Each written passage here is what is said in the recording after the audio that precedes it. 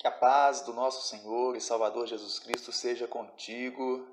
Seja muito bem-vindo à nossa terceira aula audiovisual sobre o tema O Professor da Escola Dominical. Na aula de hoje, aprenderemos sobre o planejamento da aula. Sem dúvida alguma, uma aula bem-sucedida é o resultado de um preparo dedicado e atencioso do professor. Entre o preparo espiritual, intelectual e psicológico, como já vimos, está também o planejamento da aula. O planejamento de uma aula deve levar em consideração o tempo que terei para ministrar, qual o melhor método e recurso que poderei estar utilizando ao ensinar e como avaliar, ao término da aula, se houve verdadeiramente o aprendizado. O tempo. Não existe falta de tempo, e sim falta de planejamento. Geralmente temos cerca de 60 minutos para ministrar a nossa aula, e esse tempo precisa ser planejado e bem administrado, levando em conta a introdução, o desenvolvimento e a conclusão da nossa aula. O ideal é ensaiar a ministração, isso mesmo, não com o intuito de mecanizá-la, mas de cronometrar o tempo necessário. Não faça uso de todo o tempo no preparo da sua aula. Considere um tempo para esclarecer as dúvidas que surgirem no decorrer dela. E caso não haja essas dúvidas, tenha sempre uma atividade extra para aproveitar o tempo que se sobrar, buscando assim afixar bem os objetivos propostos pela lição. O método a se usar. Método de ensino é o modo de conduzir ou ministrar uma aula. E é bom que usemos mais de um método. Existem vários métodos.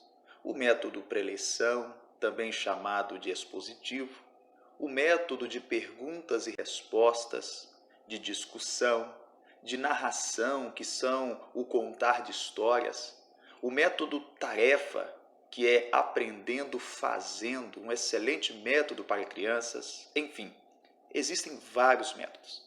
O ideal é que o método proporcione a interação do aluno com o professor e a lição, pois quanto maior for a interação do aluno, melhor será o aprendizado. A respeito da escolha do método a se usar, deve ser considerado a complexidade do assunto, o tempo que eu terei para ministrar a minha aula, o espaço físico que eu tenho, a faixa etária dos meus alunos, pois cada um possui suas particularidades, e o meu domínio quanto ao método escolhido, pois, acima de tudo, eu preciso transmitir segurança e domínio do assunto que estarei ministrando. Os recursos. O professor não deve se preocupar apenas com os métodos que vai usar, mas também com os recursos. Recursos visuais e audiovisuais servem para imprimir na imaginação, na mente dos alunos, o assunto ensinado. Portanto, o professor pode usar o quadro de giz, a cartolina, o flanelógrafo, flipchart, slides, entre outros recursos. É interessante lembrar que as ilustrações também são recursos, que quando combinada a imagens mostradas, ajudam muito na aprendizagem. Portanto, os recursos visuais geralmente proporcionam uma melhor qualidade no aprendizado. A avaliação do aprendizado. Bom, chegamos ao fim de mais uma aula e neste último ponto é importante falarmos sobre a avaliação do aprendizado. A função do professor é ensinar, porém, o ensino requer aprendizagem. Se não houver aprendizagem, na verdade, não aconteceu o ensino. Portanto, no planejamento da aula, o professor deve considerar como, de que forma ele poderá avaliar os seus alunos ao término daquela aula. se os objetivos propostos pela lição foram alcançados e assim, de fato, houve o aprendizado.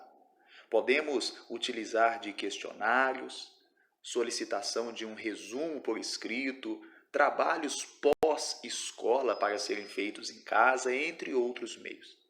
É importante que o professor seja criativo neste momento, mas a aprendizagem, ela deve ser garantida. Então é isso, essa foi a nossa terceira aula audiovisual sobre o tema O Professor da Escola Dominical. Que Deus te abençoe e até a nossa próxima aula, em nome do Senhor.